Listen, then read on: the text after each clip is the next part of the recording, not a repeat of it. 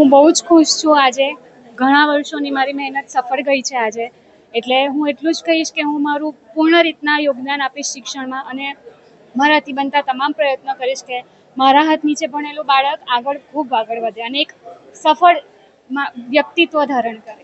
બાળકને કોઈ પણ તકલીફ પડશે, હું ખડા ઊભે એમને સહકાર આપીશ. મને એવું જણાય કે બાળકો માટે આ નવું કરવું જોઈએ તો હું અપીલ પણ કરીશ સરકારને એના વતી, જેથી બાળક આગળ જતા એમના ભવિષ્ય સાકાર કરી શકે.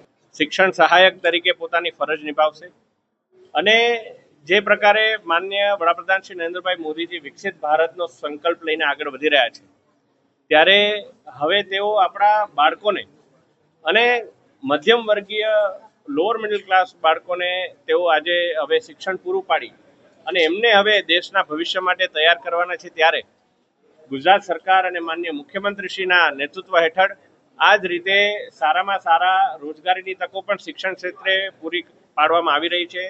તે બાબતે આજે લોકો વચ્ચે વાત પણ મૂકી છે અને તમામ શિક્ષણ સહાયકોને એમને નિમણૂક માટે ખૂબ ખૂબ અભિનંદન અને શુભેચ્છાઓ પાઠવી છે.